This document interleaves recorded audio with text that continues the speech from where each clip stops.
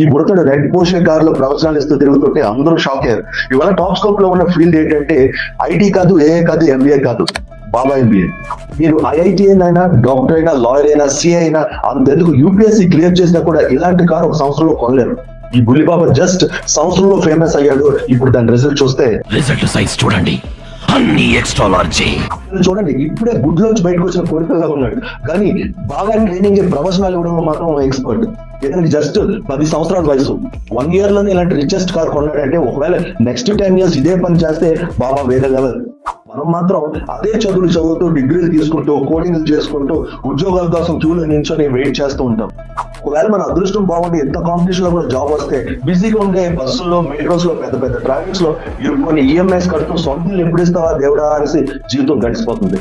ఈ లోపు మనోడు మాత్రం ఓపెన్ టాప్ కార్ లో కింగ్లా చల్లని గాలిలో తిరుగుతూ భక్తుల నెత్తి మీద శతకోపం పెట్టి వాళ్ళని పప్పెట్లు చేస్తుంటాడు.